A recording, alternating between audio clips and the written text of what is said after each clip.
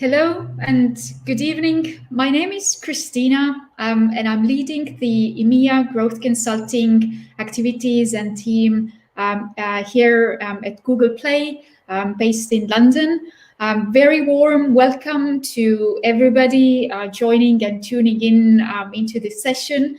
I know that the hour is fairly late wherever you are, so I hope you will find the following session with some information and experience share useful, especially if you are up and coming or existing game developer.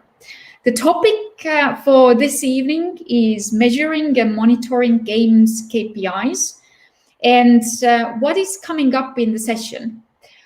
Firstly, I'll give a brief introduction of what are the KPIs and why are they needed when you're developing a game. Then I'll give an overview of three very standard groups of KPIs: core, engagement, and economy ones. So basically a set of metrics that as a game developer is always useful to set up and measure.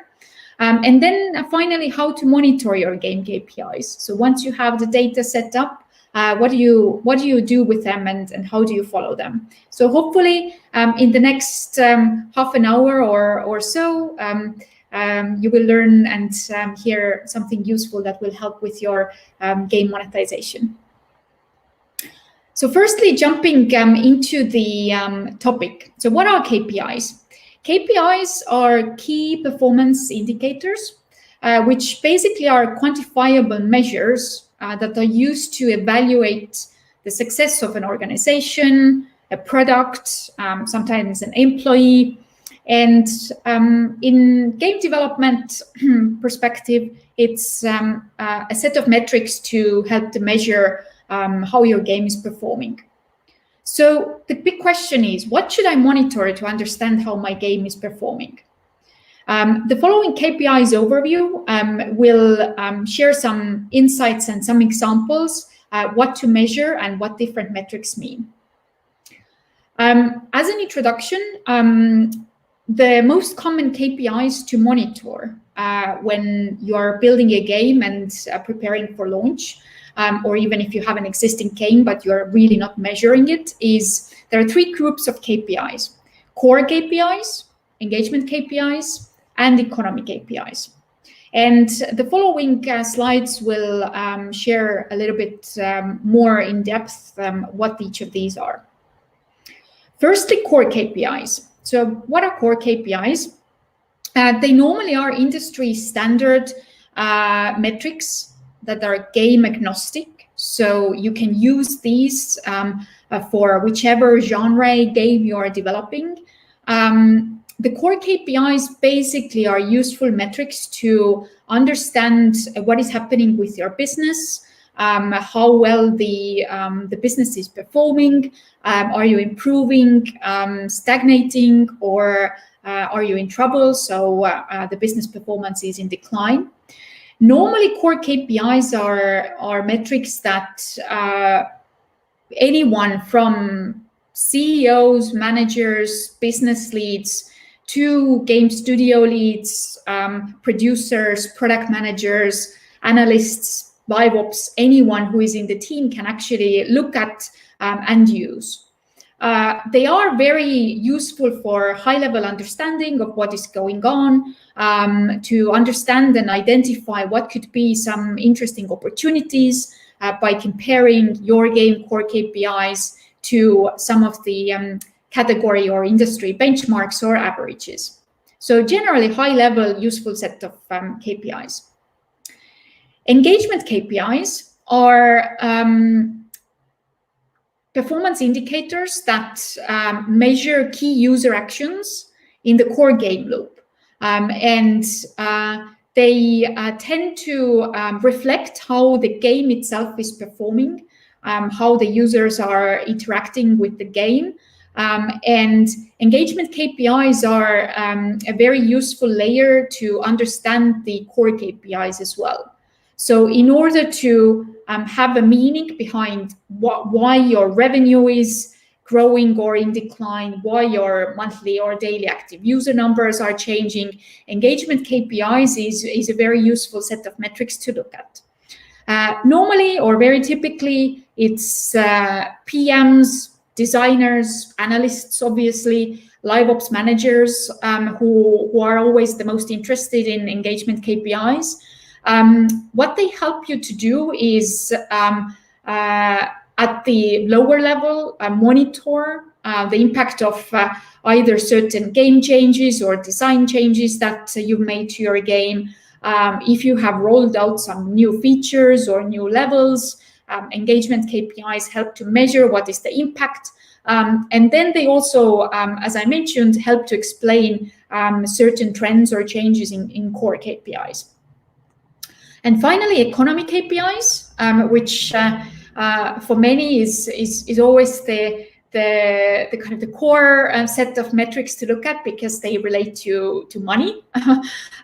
So economy KPIs basically in games measure your game assets inflows and outflows in your core game loops. They help to understand which features and parts of your game are driving revenue versus either cannibalizing or impacting it negatively. People who use economic KPIs in the team are very often people who work very closely on new features, new levels, any major changes in the game that might affect the business performance. And again, the economic KPIs typically help to explain any changes that are happening in core KPIs that the business leaders are looking at, and explain anything that is related to rolling out changes or new features. So now looking into each of these three types a little bit closely. How we like to look at metrics on Google Play side and in our team is visualize them as KPI trees. And here is one simple example of a core KPI tree that is focused on revenue. How you normally read diagrams like that is every box that has two boxes below it, you multiply the values in the boxes, and then you get the parent box value. If the box has a dotted sort of line around it, you summarize them instead of multiplying to get the top value or the parent value of the metric.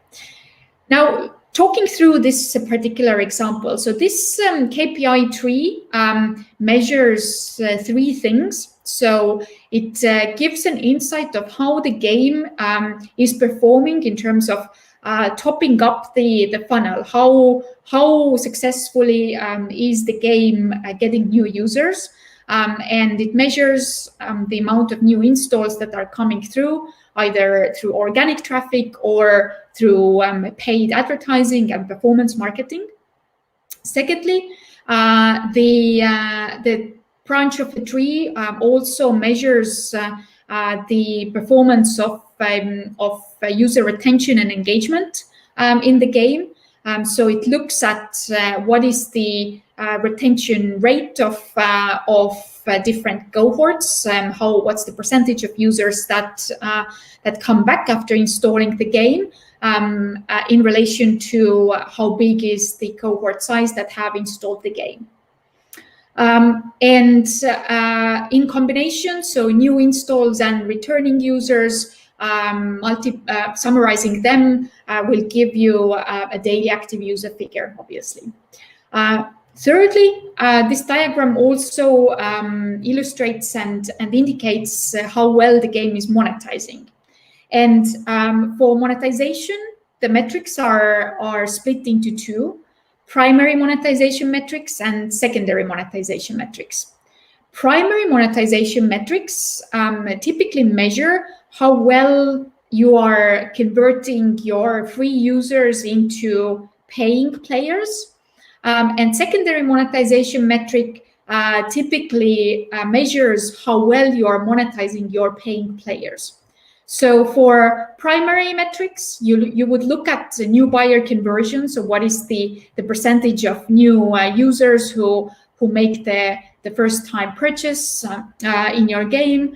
And you also look at repeat buyer conversion, so users who decide to purchase something in your game multiple times. And that gives you a daily conversion percentage.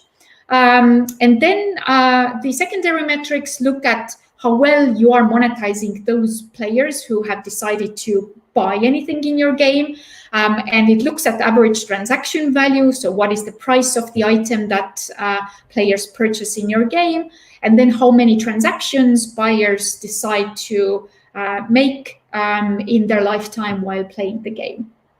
So this should give a high-level example of how a core KPI tree can be laid out to measure the revenue performance.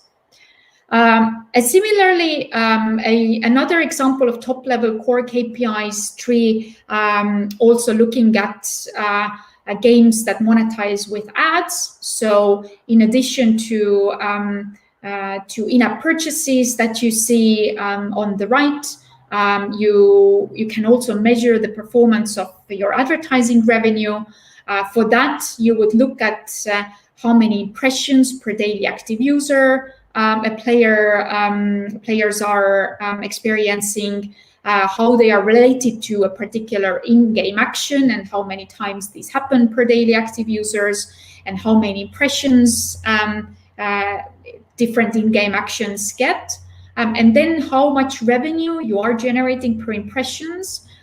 So the bottom metrics are clicks per impression and revenue per click. That will give you the amount of revenue you get per impression. So again, it depends on a game whether you monetize purely with ads or with in-app purchases or with both. This is a good, simple way to visualize the most important core KPIs for your game. Now an example of a top-level engagement KPI tree. So on the left, you can see how typical engagement metrics look like. So very often, a very typical KPI that games measure is how much playtime daily active users spend. And this is always a combination of how much time per session a player spends, and then how many sessions do players experience while playing the game. And obviously you always want to maximize the play time, but whether you do it by increasing the time that players spend per session, or do you want the players to come back more frequently and have more session, it very often depends on your game and the genre that you develop your game for. On the right is an example of stickiness metrics. So especially daily active user over monthly active user, which shows the ratio of stickiness and whether your game has sort of longevity in there. And it's always very useful to measure, to understand whether you are keeping and retaining your active users, or whether you're just churning them out and relying a lot more on user acquisition. So daily active users being a combination of monthly active users and DAU/MAU ratio as a stickiness metric. Another way of looking at KPIs is install date cohort based KPIs tree. So looking at how your cohorts are performing and measuring everything by cohort, which always helps if you are making changes in the game, making changes in user experience in the game. and new users are experiencing something different, and then plotting the KPIs by cohort shows whether different either weekly or monthly cohorts are performing differently over time. And here again, we can see that measuring total revenue by looking at the install numbers, very often weekly is a good cadence to look at that. And then what is the average revenue per install that your game is generating, and whether it's driven by having a very good retention rate of your new installs, or whether it's more driven by the average revenue that you can generate from your installs, gives a good insight of how your cohorts are performing. The other on the right side, you can also measure a cumulative percentage of converted users from each cohort. So over time, how many users from a weekly cohort have decided to purchase something in your game. And then average revenue per paying user. So how much these players have decided to pay, or what is the price point, and how much they have decided to spend in your game over time. So this will also give a very good indication of what is driving your revenue and which areas to optimize over time. Now, you can always look at all these KPI trees from different angles and dimensions. And the most common dimensions to slice any KPI is for period ones. So if you look at let's say a monthly period or performance in the last 3 months, you can always slice it by platform if your game is supported for different platforms. Geo or location is a very standard one, as players in different countries and different cultures sometimes behave differently. And then player segments. So these are very often custom per game, and they depend on how your game has been designed. And player segments can be set up by buyer spend. So those players who spend more versus less. You can segment and look at the KPIs by play pattern segments. So looking at users who come back either every day or just a couple of times a month, and how the KPIs differ for these segments. And then slice by progression, which is quite popular and typical for games KPIs as well. So to understand players who either are stuck in with certain level, or players who have progressed through different levels much faster. So how do their KPIs look like, and how do they differ? For tenure and cohort KPIs, again, you want to look at platform. You might want to slice it by geo and location, and then also by source, because when you look at install cohorts, it's sometimes quite useful to see how do players who you have acquired organically or through word of mouth differ from those who you have acquired through paid advertising and performance marketing. So multiple options there, and very often it depends on how much time and resource and tools you have to allow a more deeper segmentation. Now, diving into engagement KPIs trees a little bit more, and with a few examples. So engagement is always the core sort of game element or set of metrics you want to drive, because you can have a game with very good engagement and no monetization in place, and you can always add the monetization layer on top anytime when your game is engaging. If you don't have an engaging game, then it doesn't really matter whether you go for advertisements or in-app purchases. It's highly likely that you will struggle with your monetization because you don't have a high enough engagement in your game. So Engagement KPIs are very useful to understand and to understand what drives your core KPIs.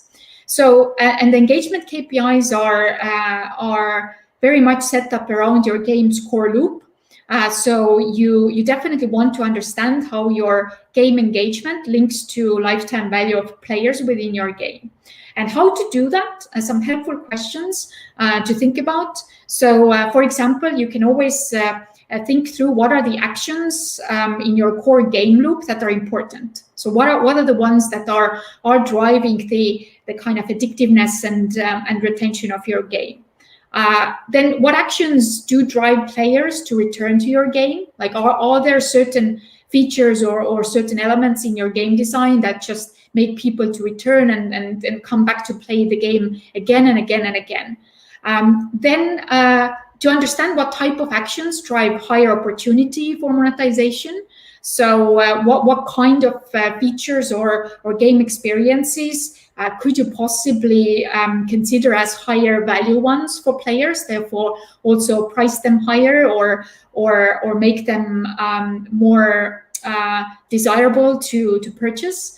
And then what are the key actions that deplete the user's in-game balance? So a few questions like that, it's always useful to think through to kind of understand what drives your engagement in the game. And now to just share a simple or a particular example to illustrate the kind of theory as well. Here is an example of a casual match 3 core game loop. With a very simple diagram, and I'm sure many of you know and have played a lot of match 3 games where basically the core game loop is playing the levels, completing the levels, and winning them and progressing to the next level. So like very simple game loop. Now, how to think about the engagement metrics and how to track the engagement KPIs.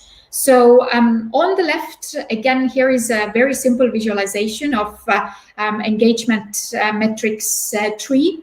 So at the top, it's what is the daily level attempts that players go through, and how many attempts per DAU players are attempting.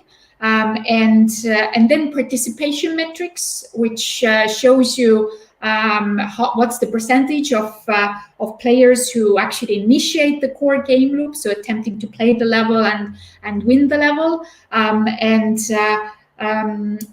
like how high or low is the number that actually attempt the core game loop. Now, looking at the participation metrics a bit more closely, so the attempts per daily active user here is broken down into participation metrics to understand the player behavior a bit better. So it's always very useful to kind of drill down to understand what drives the engagement of the player. And in this example for the match 3 game, it's understanding what is the sort of rate of daily active users attempting new levels versus replaying existing levels that they have not been able to complete. For new level completion rate, it indicates how well or how challenging it is to progress in the game. And replay rates indicate whether you have a level design that is slightly too difficult, or if the replay rates are very high, then it's also a very useful signal for potential player churn. So the distinguishing difference between new level and replay level metrics in this case is that it's because it's a key driver for engagement in match 3 type of games. It's useful to know how your engagement is split between those two user behaviors, and to understand which one drives the engagement and later on your monetization in the game better as well. So here is a high-level overview of how to think about a match 3 engagement tracking and the core KPIs. So as mentioned before, because completing and winning levels is the core game loop and core activity in a game like that, the level attempts and level win rates is important KPI to measure and track. And you want to design your game to motivate the users to play levels and to win them.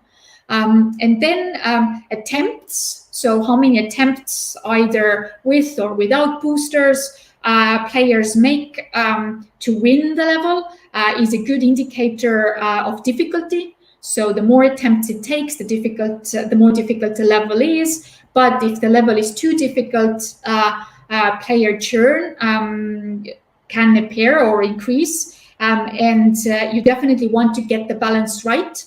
So measuring and tracking the win attempts and the loss attempts for different types of levels or boosters will give you a much better and data-backed information to decide whether you want to increase or lower the difficulty of a level. Now moving on to economy KPIs, which obviously is a set of metrics that help you to measure how your game is performing financially.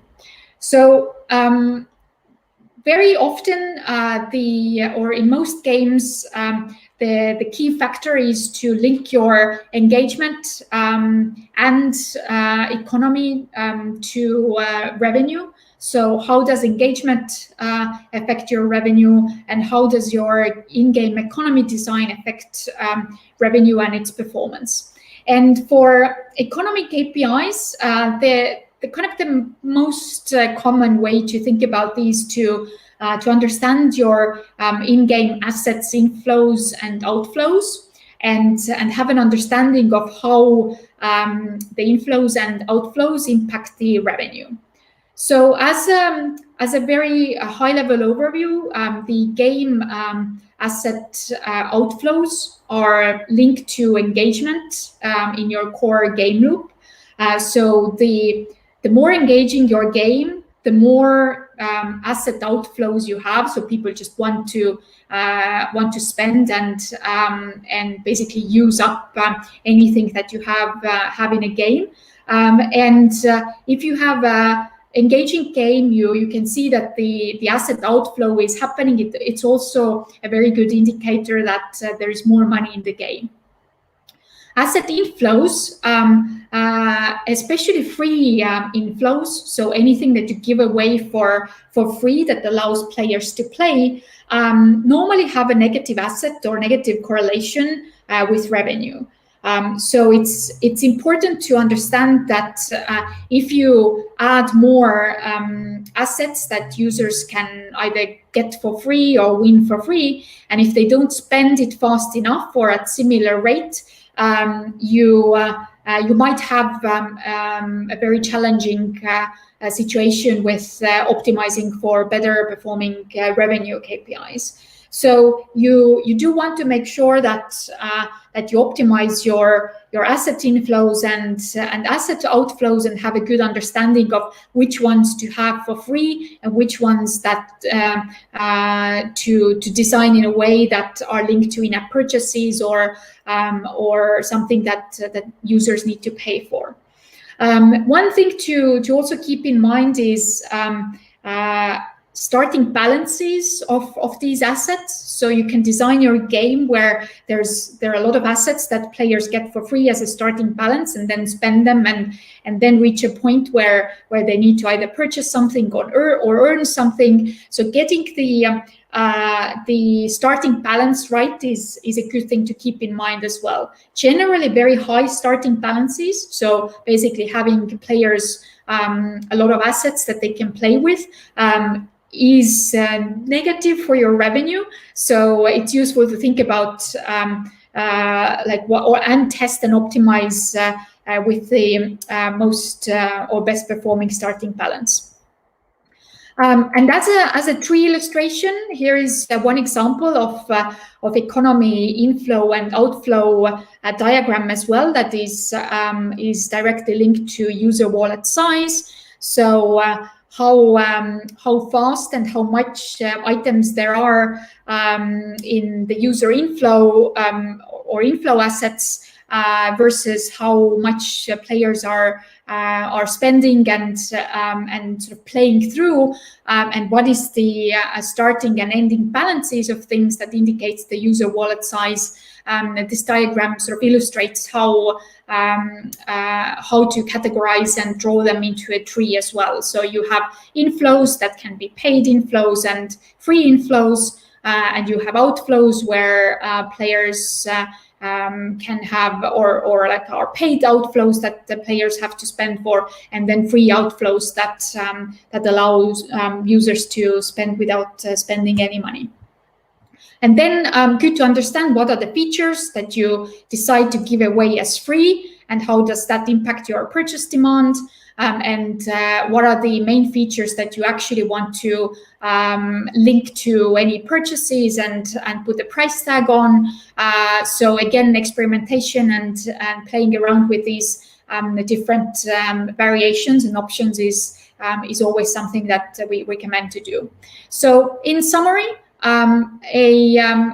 illustration of casual match 3 game loop key assets. So as visualized before, it's all around playing a level and winning and completing the level, and then how to design the asset inflows and outflows. So what do users can earn or buy in terms of boosters, and what they can spend in terms of either progressing or getting through levels faster.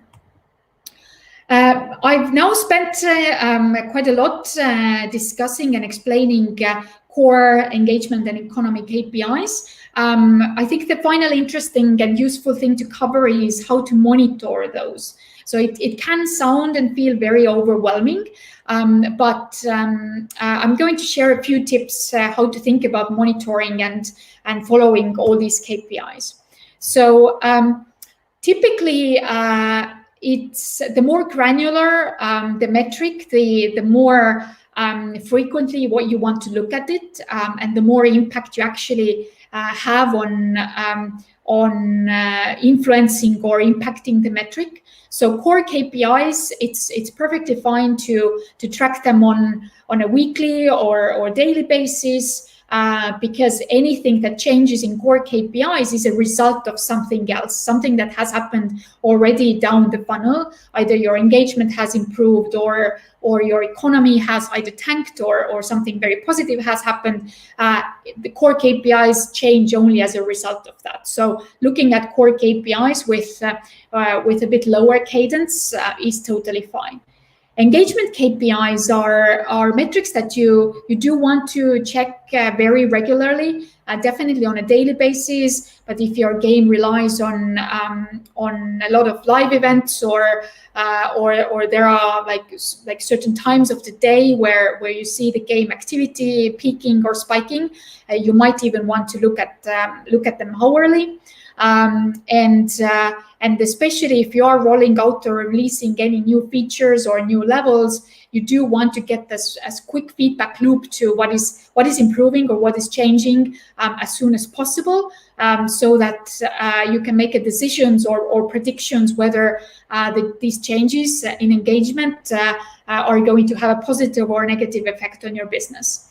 And the same with economy KPIs. So anything that you change down in the funnel, let's say even like a price point of your IAP, you want to look and sort of visit and check these metrics as frequently as possible. So if you're running a price experiment or IAP experiment, like the soon that the feature is out, you almost want to check this on a live basis, whether now more or less people are buying. Are they buying more? Are they buying less? And make adjustments accordingly. So as a summary, It's always useful to have a core KPIs dashboard that shows you high level what is your sort of daily or monthly revenue and its fluctuations.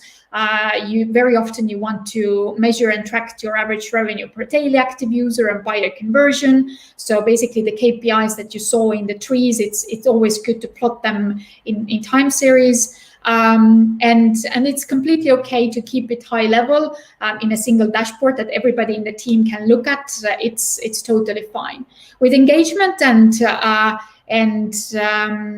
economy metrics, you can dive deeper and have specific dashboards or data points in a much more granular basis. So you definitely want to look at least weekly, very typically it's daily cadence that these metrics make sense. Just to catch anything that might be off or not performing as expected. So looking at any breakouts or segmenting your player base for understanding the economy and the monetization performance a bit better is always super useful, but it's always something that either your analytics team or particular team members follow and track and make sure that the trends are moving in the right direction. So I hope that this gives a very high-level overview of the KPIs, the different types that are useful for tracking for your game and in your game, how to design and visualize the KPIs trees, and how to think about your core engagement and economy KPIs, how they interact and link to each other, and hopefully has given you some ideas how to either revisit your existing game metrics or if you're a new developer and planning this for your new game, gave you some ideas how to set up some very robust and simple ways to track and measure the performance of your game. Before moving to our Q&A session, and I hope there will be a lot of questions, please do check out the weekly challenge that has been going on throughout these evening sessions.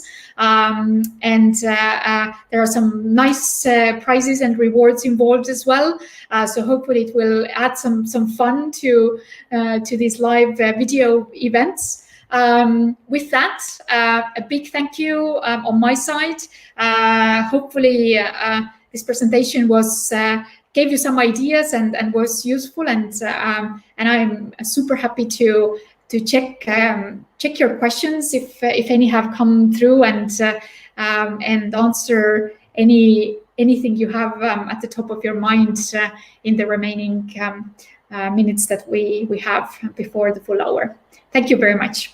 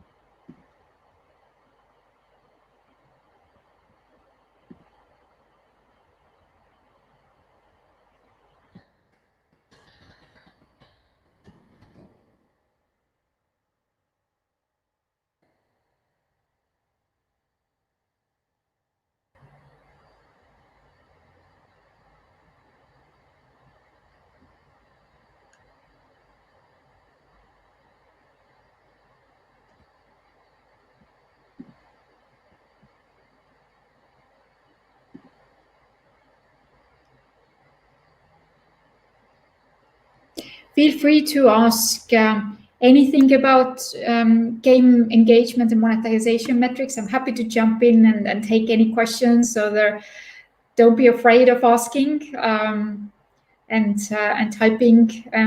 Hassan has kindly joined the session to translate anything into English. So feel free to post anything in your mother language in the chat.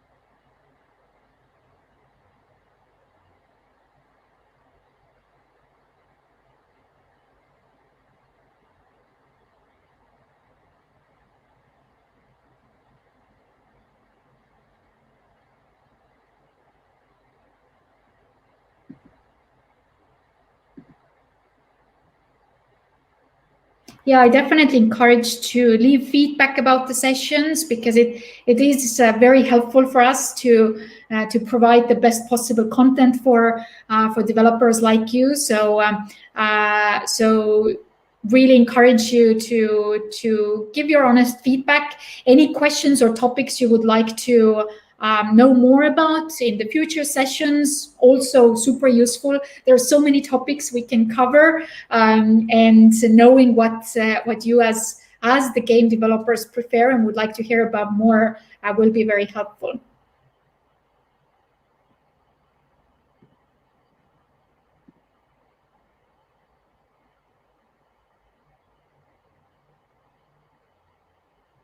Excellent. Yeah, happy to take any messages from you as well if you want to come back with questions later on. You can find me on Twitter, and I hope that some of the information that I've shared in my presentation is being made available through Google websites as well. So stay tuned for any follow-up information. But yeah, if there are no more questions, really enjoyed sharing experience and the knowledge that we have based on what more successful game developers have experienced and gone through. And I'm just checking a question about KPIs. It shows the number of games used, for example. If I understand the question correctly,